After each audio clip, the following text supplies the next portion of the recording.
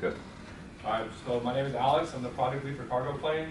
My name is Patrick. I'm the fuselage lead for the CargoPlane. My name is Austin, and I am the tail sub-team leader. My name is Palyat, and I'll be taking the lead for wiring and controls for the cargo plane. Our fuselage, or our wing lead just had to leave for class. He determined that he couldn't make it and he had to go to class. So his name is Isaac. So we'll be talking for him. So this is our plane from last year.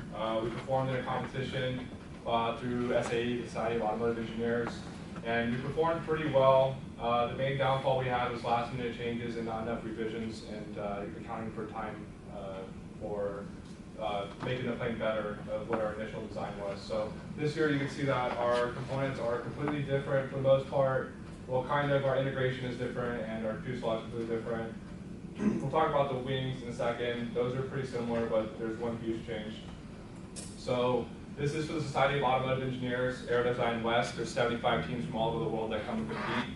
There's 3 different classes, regular, micro, and advanced. We compete in the regular class, which is basically we have to build an airplane under a max gross weight, and the whole goal is to build an airplane that's as light as possible so we can convert that extra weight to payload and cargo so we can get higher scoring points. There's a limitation on a 12-foot wingspan. I already talked about how we did last year, and we just want to do better this year, so we're just trying to shoot for more revisions. Design changes, we had a lot of wasted space and volume, and so we tried to reduce that as much as possible, and you'll see later on in slides how we did that. Manufacturing changes, so we had a lot of inconsistent manufacturing. That was one of our biggest issues. Too many people tried to do stuff at different times, and so we had a lot of different inconsistencies. Yeah. Accountability, last year half our team did nothing, so this year that was my main goal, is to make sure that people were held accountable for doing things. So I'm doing as much as I can to make sure that everybody's participating and taking action when necessary to make sure that those who aren't doing anything are doing so. We're representing this year, Ryan. That's the main purpose. So, so goal and objectives, we really want to produce an effective and efficient airplane. We've researched other planes from previous years, and so we use those pictures and stuff to help determine what we're going to do for this year. Manufacturing, so we're choosing to go with Base 11. I toured their facility, and I really like that. If you haven't visited Base 11 yet over in the Technological Park, I highly recommend it. It's a very good facility. They have a lot of stuff there to offer. So the biggest problem was weight. We had a 20-pound fuselage, and so this year we're trying to shoot for around 12 pounds. We've already done really good in terms of reducing the overall weight. Test flights, we only had 2 separate weekends for test flights. We never actually completely revised our airplane. We partially revised it, but it wasn't enough. So the whole point for revisions is so that we can push the limitations of our design and be more competitive. We really want to win. Last year we got 17th overall out of 39 teams within regular class. We're trying to beat the other teams right now. The consistent champions are Poland. So the University of Poland does really well every year, and so we're going to try to take them out this year. I know I'm talking right now a lot, but that just was the one that did a lot of the slides. They're going to talk about the components individually in a minute. So flight, the whole purpose is that we have to fly, so we have to do 1 loop, and we have a limit on power, and we have a limit on how long we have to take off and how far we have to land, and we have to land within a certain set length. We do a lot of quick fixes, duct tape, super glue, zip ties. That's a lot of things that we have to do the day of. We have to load and unload the payload, so we get timed on how fast we can load and unload the payload because they have to wait, and it helps determine our score. One other thing we have to do is we have to present in front of a committee of SAE members. We have to sell them our product, we have to make a technical report and design a brochure to try to convince them that our design is the best design. So we have a max weight, wingspan, and I've already talked about past and present stuff. Here's our timeline. We're doing really good so far. I'm meeting this timeline. I wanted part of our components to be done last week. They didn't really get done until this week, but we're about 90% done with our airplane, and we should start manufacturing really soon. The goal was to start manufacturing this week for most of the stuff, but it's probably going to be next week because it's Thanksgiving. We want to have a lot of test flights and a lot of revisions, and so I plan for that. I don't know if we're going to get our 3rd revision and our 3rd test flight, but we'll see. We have a technical report due February 27, 2019, and our competition is the first weekend of spring quarter. So what I did, the first thing I did was I selected leads. They're here right now, and then we broke members up into sub-teams. We assigned individual members tasks. They'll talk about that in a second.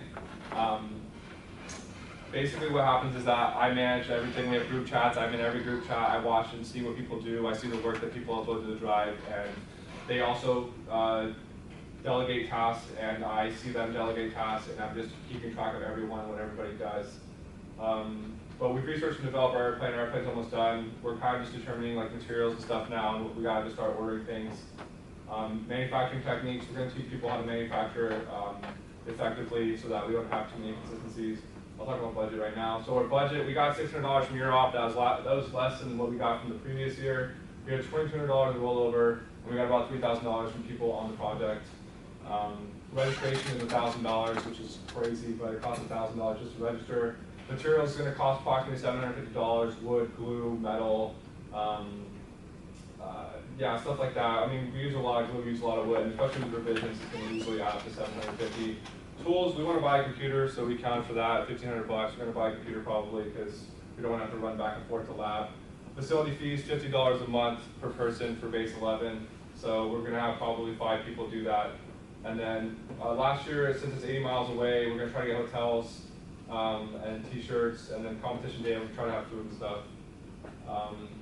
Basically, so units, all these members have 1 unit, leads have 2 units. Hours, it's honestly probably about 10 hours a week or more per lead at least. Right now, when manufacturing comes, it's probably going to bump up to 20 hours a week per person, per leads at least, and then probably 10 hours for regular members. We have our team meetings, project meetings, we design, and we're going to start manufacturing soon. Our advisor is Professor LaRue's in the back right there. He's really good, and he's been helping us out a lot. We also have Colin Sledge and Joseph Sy, who, if you don't know them, they're very skilled in aircraft and structures and aerodynamics, and they build lots of RC planes. They're in ECT 101. You probably had them as a TA. So wing sub team, okay, so he's not here, so I'm just gonna go ahead and talk for him. Basically, so Isaac's our lead. These are the people that are on our team. Arturo is in charge of the aileron rib design. We have somebody dimensioning spars. We have somebody running simulations for the spars. We have someone doing aileron sizing, which is the part that moves on the servo. We're having somebody that's researching ways to increase our lift of our current design. We have somebody trying to determine airfoil shape and rib design, and then wing sizing and dimensioning. Last year, our wing was almost 8 pounds. We had 4 spars. Each spar weighed at 1.5 pounds. So our goal this year was to reduce the weight of the spar. So we cut the metal out, and we decided to go with a wood, Sitka spruce. We determined the dimensions for that, and it's going to, if the simulations in SolidWorks translate to real life, at least within plus or minus like 5 or 10%, I think we'll be okay. And we reduced it from 1.5 pounds to 0.52 pounds per spar.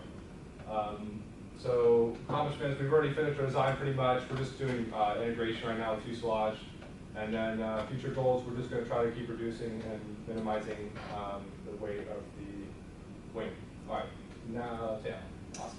So I'm the tail sub-team leader, and I divided my group up into each individual part. So I'm working on the tail boom itself. I have other people working on the horizontal stabilizer, vertical stabilizer, the control surfaces, so every individual part of the plane, and we all integrated our parts together.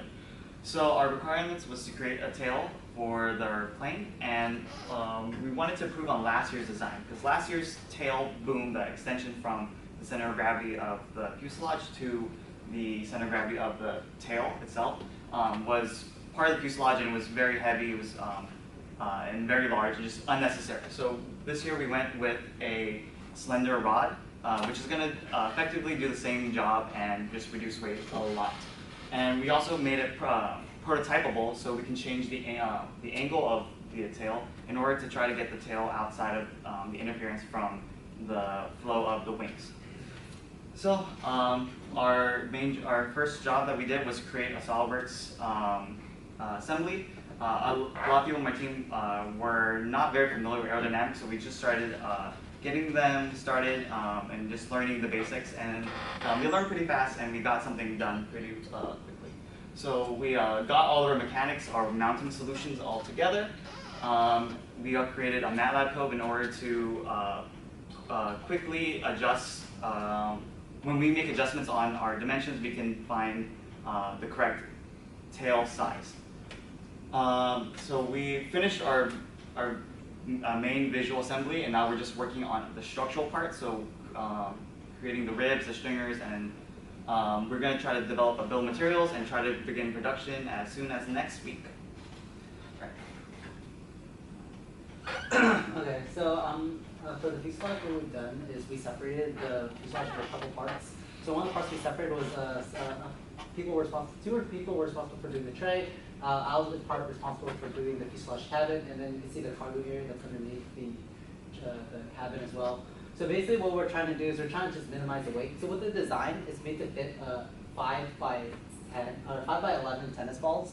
So right now it's just really just trying to minimize the the size and space of everything, because last year the plane was a little bit too big. It was like 8 feet by like 4 feet. It was, 8 feet by 1 feet. It was pretty big. So essentially what we did for the past 8 weeks was we were able to design the first rough draft assembly of the fuselage. We're actually going to revise this. This is actually a first draft because I consulted with our team lead Alex, and then we decided that we need to change a couple things, because the way it is now, we've been underestimating the weight of the strength of the fuselage itself. So we're going to work on just redesigning the tray, redesigning the cabin area, just redesigning it. But right now, this is the first draft that we've accomplished. So really, our future goals is just to also work with the wing team and the tail team to just get that integration down, as well as just focusing on just redoing wood joints, making sure everything makes properly together. I'm going to call you up, and I'll be taking care of the wiring and controls for the cargo plane.